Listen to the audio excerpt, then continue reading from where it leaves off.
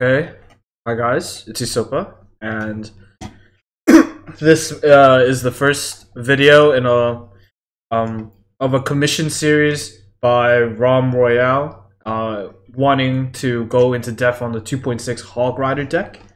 And in this video, I want to be doing like an overview of the 2.6, like just talking about misconceptions about the deck, general things to avoid when playing the deck, strengths, weaknesses, what the identity of the deck really is, and just getting into all of that. The next videos will be focusing on the more mechanical aspects of the deck, and probably later on we'll be talking about the matchups specifically and how to play around it, how to play against bad matchups, what to do against good matchups, how to play against Pump, how to play against other Hog Rider matchups. There's a lot to this deck to go over. So one of the first things I want to talk about is like how the goal of this deck is in the first half of the game. So like the first half before ×2 elixir, the strength of this deck is that it's very fast. It has a 2.6 elixir average, which is a lot lower than most other decks. Most other decks will probably range around like 2.8 to maybe 3.5. Anything above that is usually considered very expensive. So what this deck does is it abuses its fast cycle in the beginning and uses Hog Rider as a way to get damage on the opponent's tower. And then like when the second half of the game happens, because you're using such a more cheaper deck, most other decks will outstrip you at that point when they don't have to care about elixir, and your hog becomes much more like it becomes a lot harder for your hog to get into your opponent's defenses. The deck then becomes a second half. It becomes a fireball cycle deck. What I mean by fireball cycle is you're using your Hog Rider, but at that point you're not really expecting the Hog Rider to get in, so you cycle really fast and you log and you fireball cycle the opponent out of the game.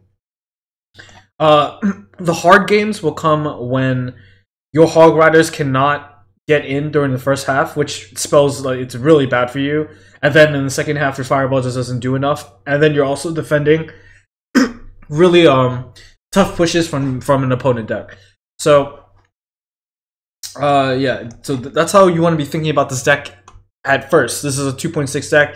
Its strength is cycling. Its strength is the hog. The cycle cards that you see here, if I put them all in order, 1, 2, 3. I guess you could say probably like log, but not really. These 3 cycle cards, Ice Spirit, Ice Skeleton, Golem, are the cards that you use to cycle quickly, and to both defend efficiently with this elixir disadvantages. A lot of the time, because you're throwing a lot of cards or you're cycling really fast on your opponent, you're going to be in an elixir disadvantage most of the time. What that means for you is that you need cards to defend really efficiently, and that's what these are for. Ice Spirit can hold off Mega Minions. Ice Golems can stop Barbarians. Skeletons can be dropped on Musketeers, Miners, and the entire yard. And it gets even better when you start combining them. When you start using these cycle cards in combination with your Musketeer, with your Cannon, with your Log. That way you can make up for a lot of times being behind on your opponent, but being up in damage. So let's go ahead and move on to like the strengths of this deck. So the strengths are obviously, well, not most obviously, but the strengths are the ability to pull units often with the cycle cards, with Ice Spirit, Skeletons, Golem. Because the map is separated like this, a lot of times, because you have so many cheap cycle cards, so many cheap pulling cards, you're able to defend efficiently by pulling cards to the middle from either side a lot of times. That's one of this deck's really strong strengths. Another one is the ability to go on the offensive whenever you want. Most of the time, because again, we go back to the really fast cycle. If, let's say, someone puts a pump down, like over here, right? They put a pump down. and let's say your hand is something along the lines of like cannon, fireball, log, and like skeletons. You can play skeletons, and even if your Hog Rider is the last card in your hand, you have the decision to either fireball out this pump, or you can go ahead and cycle and go aggressive on the other side, or go aggressive on this side. So the strength, another strength of this deck is that it just has no real bad hand openings. If we compare this deck to something like a giant graveyard, and you open your hand with like a support card, graveyard, poison, log, that's a really bad hand. That's a hand where you cannot play anything, or you risk putting yourself behind in the early game. This deck truly does not have a bad opening. So, you know, that's never like an issue for you. Another strength of this deck is that it's all made of commons and rare cards. So if you are a ladder player, if you aren't just doing grand challenges, this deck is great for climbing. This deck is perfect. It has all cards that can be all unlocked in early scenarios. The only card that is really hard or tough to get around is the log. But if you are in lower trophy or lower trophy ELO and you don't have this card, you can replace it with Zap. I think besides the log, everything can be unlocked for you by Arena 4. I believe the Hog Rider is the only card that is super far. No, actually this Ice Golem, right? Suppose you would need to be at 2,300 to unlock the Ice Golem. If you don't have the Ice Golem, oh, we're going to talk about this too, other variations. You can use the Night variation. So there are other variations of the deck, but right now, let's just kind of stay on topic here, and we'll talk about the weaknesses of the deck, then we'll go on to variations, because there are a lot of this deck. Okay,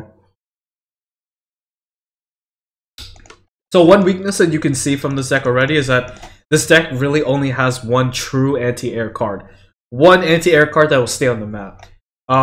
Ice Spirit does hit air, but it dissipates. Fireball does hit air, but then that's it. It just hits air and then the card disappears. It has to get enough value in order for it to be worth it. And the log is obviously a ground spell. You can use Zap if you have Zap, and Zap would also count, but it also does not stay on the map like the Musketeer. So what happens is, a lot of times that people are running things like Lava Hound Balloon, or they're using really air-heavy cards, the Musketeer is just going to have a really hard time. What this means for you is that you need to have a really good understanding of positioning when you're playing this deck, and especially when it comes to the Musketeer. If you cannot place your Musketeer correctly, then opponents will be able to punish you really, really hard, right? So it's definitely one of the biggest weaknesses of this deck. Another weakness is that you do need the ability to prediction to think ahead of the game. You need foresight in order to play this deck. This is the Fireball variation though. You need a lot of times in order for your Hog Riders to pass through with defenses, you will need to be able to prediction Fireball, and that skill is a really hard skill to develop if you already don't have it. So and I'm saying this like the Fireball variation because you don't really. There are other variations of this deck where you use Poison, where you use Lightning, and you don't really need to prediction, or use Rocket. That's not really a prediction either.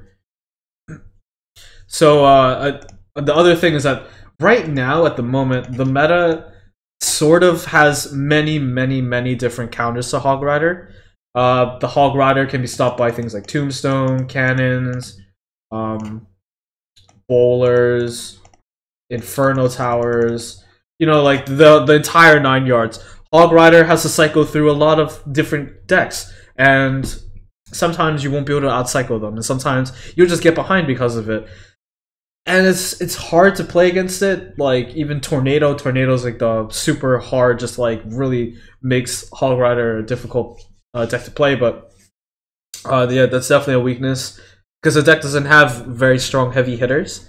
If a deck plays super defensively, like Giant, Bowler, Graveyard, Tornado, which has been on the ladder a few times, this deck has almost no chance against it. And you know, you can't really do much about that unless they mess up in the beginning, and you can take advantage of that. Another disadvantage is just because of how popular this deck is, a lot of people, once they see Ice Spirit, Ice Golem, Skeleton, Musketeer, they'll know it's a Hog Rider deck, and you pretty much lose all aspect of surprise there. But that's a kind of small. It's not. It's a weakness, but it's not something that'll probably affect you in your game if you're playing things like ladder. Okay. So here are some other variations of the deck that I want to show you guys. This variation was one of the first ones that Sushi Pepe did. And he used to play this before the Electro Wizard was buffed. Back then, the Electro Wizard died to Fireball, but this deck still does well. He also had Zap, but you know, obviously you can't use Zap in this deck now. I mean, in like equal playing field, you can't really use Zap. On ladder, Zap is totally fine. So you can run something like this. You can take out the Musketeer and run the Electro Wizard. The thing here is that, I mean, obviously you still only have one card that can hit air. What this does give you though is that the Electro Wizard has an insane defense and does better against air. Better against cards like Balloon, cards like Hog Rider, for pretty much the same price. And it also doesn't die to Fireball. What you do lose is the ability to have this card that has insane range. Electro Wizard has good range, but it doesn't have range like the Musketeer. Okay. So here's another variation that I've been seeing on ladder a lot. Oops. This is a very safe variation and uses Rocket.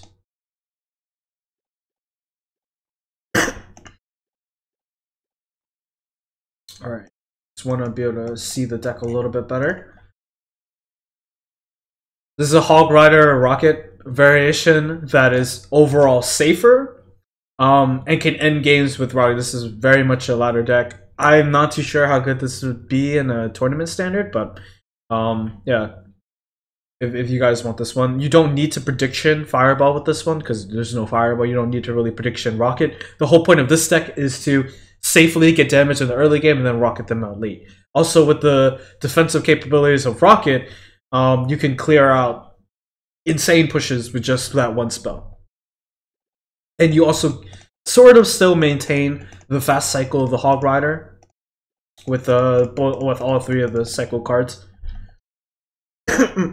Okay.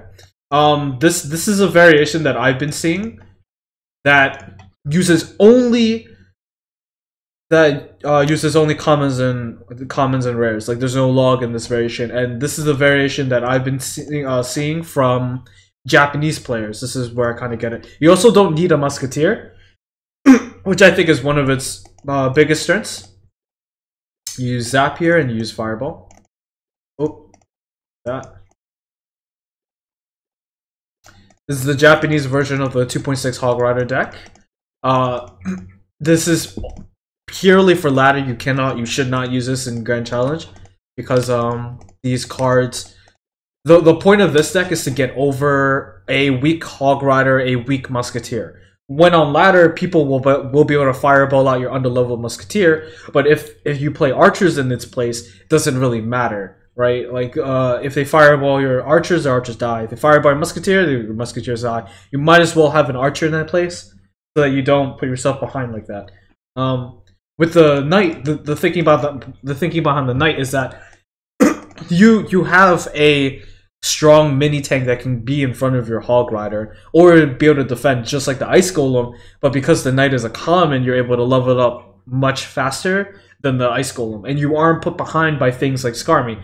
If you have a underleveled Ice Golem against the Skarmy, well, the Skarmy probably doesn't die from the blast, and it's kind of useless. So, I think this is definitely for a ladder, and it's definitely for players who want to play the 2.6 but don't have the rares up to level. Okay. I believe that that's most of the different variations of the deck. So if you want other ones, you can just kind of experiment trying to put cards in here or there. The other one that I've kind of seen around is this. A Golem, Cannon, Musketeer, and...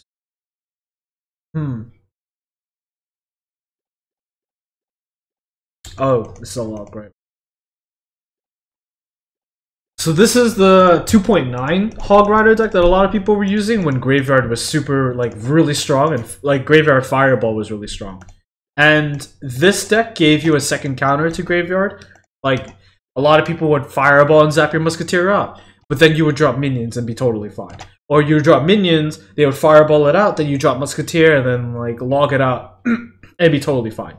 So this is another very safe variation on the 2.6 deck that uses minions. The downside of this is that you cycle a lot slower without the skeletons. But another upside is that you're strong as air. Like, you can take out balloons with minions, not only just Musketeer. You no longer only have just one true anti-air card. Okay. So, let's go ahead and pull this back. And so, to end this video, I just want to talk about some general rules about this deck that I've noticed after playing it, both on Top of the Ladder and also in many games of GC and friendly battles. I think here's the first rule, and it involves Musketeer placement.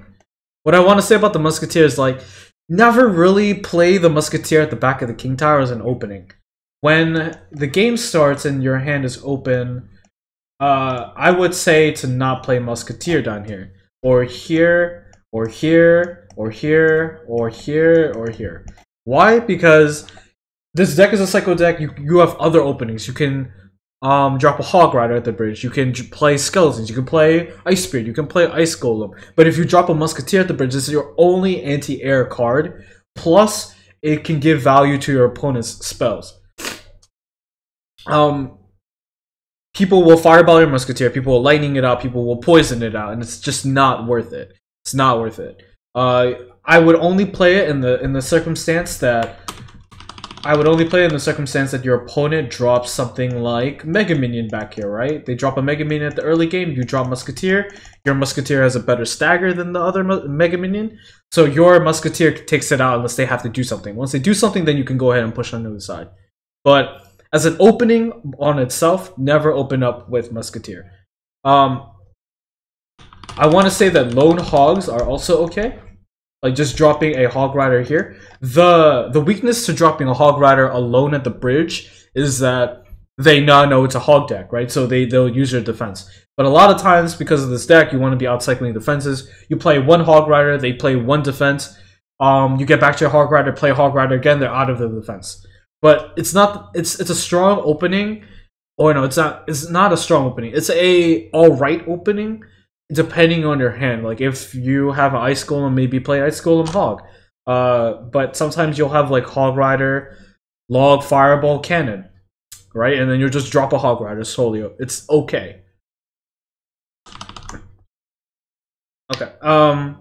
Another thing is, I've seen a lot of players play this deck, and they'll try and be fancy and send out Prediction Fireballs. Or they'll try and Prediction Log, which I've seen many players do. They'll just drop a Hog at the bridge and Prediction Log. But the thing is, they're not predicting anything because they don't have any idea of what the opponent is playing, or they're not tracking their entire card cycle. What I'm trying to say is never Prediction Log or Prediction Fireball without real intel. If throughout the entire game you see them always play Cannon in the middle, and then eventually you fix your cycle and you are able to do a push with Ice Golem, Ice Golem, Hog, and Fireball. Well, okay, Fireballing at that point makes sense. But if you're Fireballing nothing, you put yourself so far behind it, it's not ever worth it. Or if you play Hog Red at the bridge and you log, and you don't even know if they have a Skarmy, you don't even know they have, like, anything, or you don't have the proper information, now you're down a log, and if, say, you're playing as a Spellbait deck, you just lose right then and there. It's not worth it. Other general rules is, don't be afraid to just cycle these 3 cards in the beginning of the game. Don't be afraid to just drop Ice Spirit, drop Ice Golem, drop Skeletons at the beginning of the game. It looks something like this. You just get into game and you say, okay, I have Ice Spear. I don't really want to play Hog Rider in my hand right now. So what I'm going to do is I'm going to wait till 10 and just drop an Ice Spear at the bridge. And I'm just cycling to see what he does. Let's say your opponent just drops a Musketeer back here. Now you make an informed decision to drop Ice Golem and Hog Rider. Now their Musketeer walks up. They have to answer to this. Then you just drop Skeletons or something on top of their Musketeer.